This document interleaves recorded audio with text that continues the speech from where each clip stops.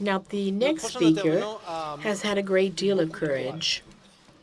He has lived a very upsetting story, something that was difficult. And today he's dedicating his life to a cause, perhaps the most important cause there is, because it concerns what is most precious to his childhood and children. Lyes Louffok.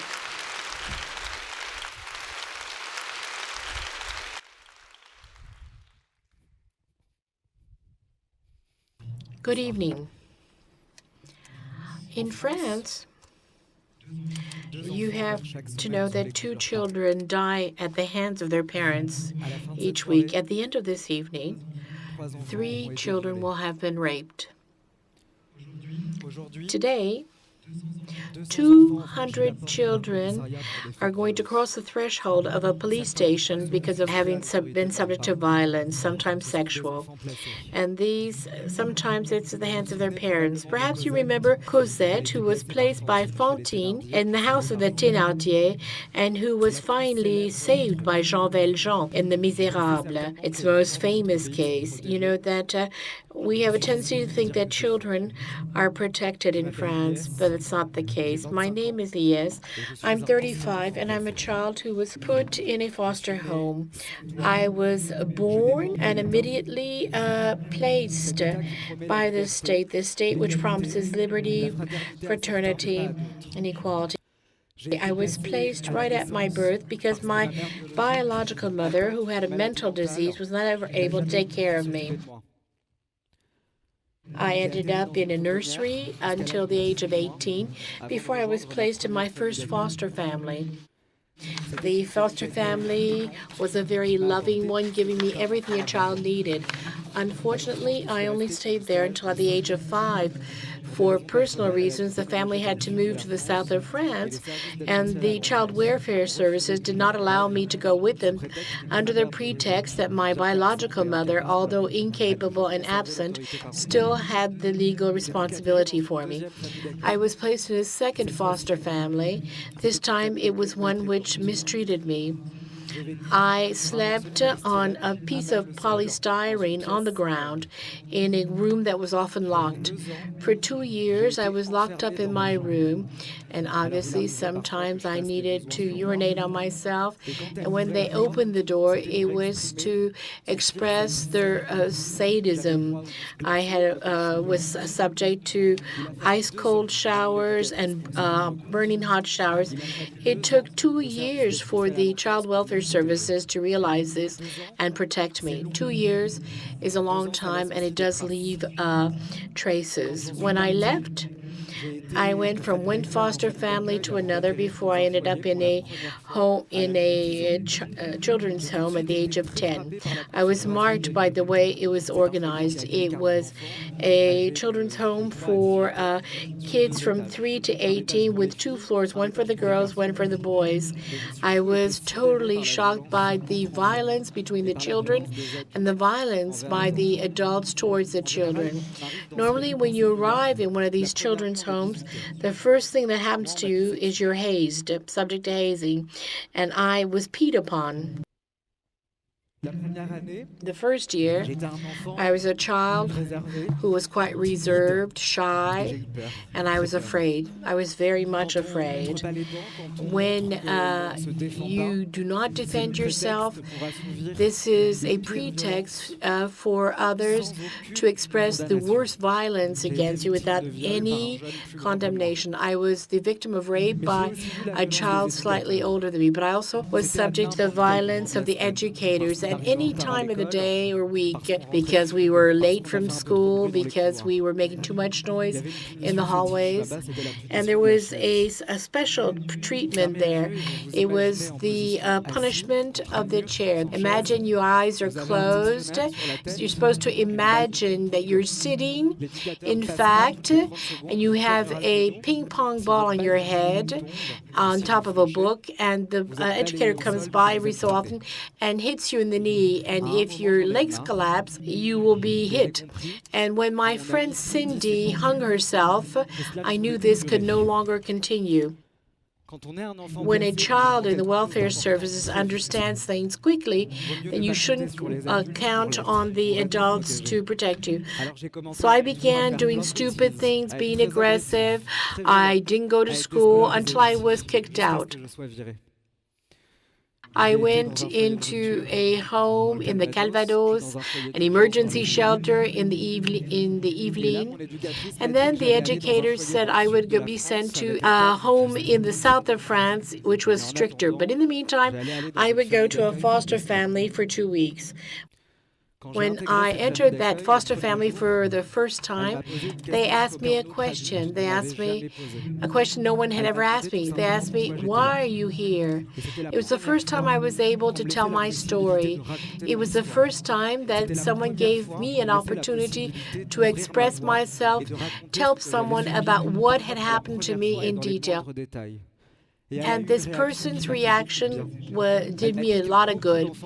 She said that a lot of children from the welfare services were placed in her home and told them such things. And then I felt less guilty. The educator came back to take me to the south, and she said that she was tired of seeing me shipped left and right like a parcel, and she thought it was better to stay with her.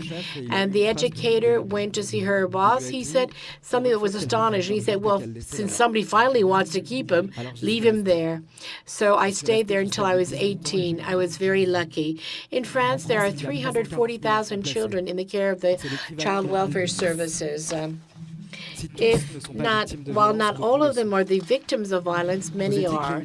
I told you that I was very lucky, but I think that, when you don't take care of the children in welfare services, people have real difficulties. You need to know that 75% leave these homes and school without a diploma. It's a human aberration, but also an economic one. If you look at the children in the welfare services care, it costs 55,000 euros. Imagine, I spent 18 years in that situation, which means the state in fact placed 1 million euros for me. So how are we to be kept off the street and taken care of? So this is why my role as an ex-welfare child is to be an activist, to share this message with the public authorities, ensure that they hear us, they listen to us, and they act. The solutions exist, and very often they're simple and just common sense. First of all, monitor and control the foster homes. Normally, a foster family will be checked only once every 26 years by the welfare services. But if we don't control these foster families who has mistreated a child, abused the child sexually, or kicks him out, well, they will no longer be able to host a foster child in that département. But if they move to another département, well, they can be a foster family again, because the administration services in the different départements in child welfare do not speak to each other. Now, to change things is not enough without your commitment. You can act by doing several things. First of all, you can call the number 119. This is the national number in France for endangered children. If you have seen a child beaten, mistreated, if you have any doubts about the safety of a child, you must call this number. You can save their life. You can also call the association called Repairs. It is an association created by children who were brought up by the welfare services and who were then thrown out at the age of 18, thrown out on their own. So they are there to help these children, help them keep clean, and help them be reintegrated into society. You can help them by giving them a job, a training program. You can also sponsor them. A sponsorship is not being a foster family, but you can host these children after school or on weekends. You need to note that a child in the welfare service system will not have received a visit after 3 months. In France, you can also vote to ensure that child welfare services are reformed. You know that for a long time, the policies on child protection and child welfare have been neglected. If you look at the budget, 9 million. There are no proposals made. So when you vote with this in mind. Vote with your conscience and remember that these children exist. It's said that a society that abandoned its elderly is putting its future in danger. What about a society that doesn't protect its children? It's the future that we are endangering. We can do much more to protect our children. Thank you.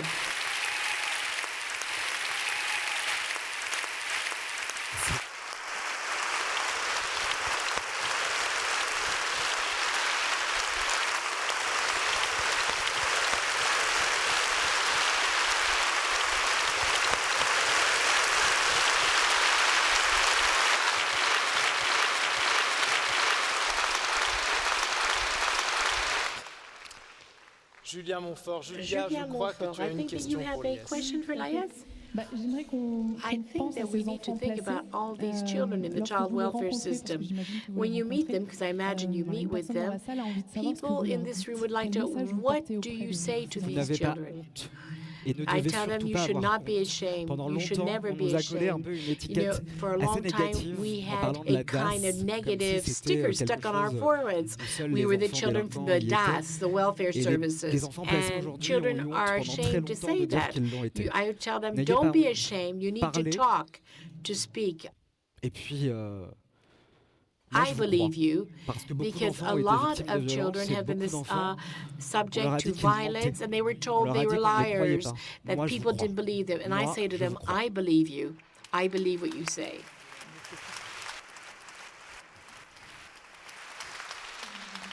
Another question.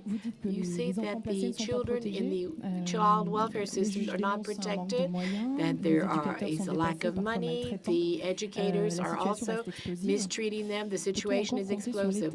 Can we still count on the state to protect our children? Well, there you have launched me onto a subject which has been broached. I've been very critical of the government's actions these last few months. When Emmanuel Macron was elected President of the Republic, he eliminated the Ministry for Children. We fought to get it back, and today Adrien Taquet is now responsible for child protection within the government. For 1 year, the protection of children policy has never regressed as much in 1 year. We've worked a great deal with him. We've worked especially to get measures adopted for young adults. There was a proposal debated at the National Assembly last year, which aimed at protecting these children in the welfare system beyond their majority. And the government, in fact, put forth a whole series of amendments which have worsened the situation. They have set out new conditions, in fact, to be protected after the age of 18. You have to be placed in the welfare system before the age of 16. And you need to know many children are placed after 16 years of age. This is the first time that we have really regressed on this subject. Thank you. Merci beaucoup. Merci. Merci, Lyes.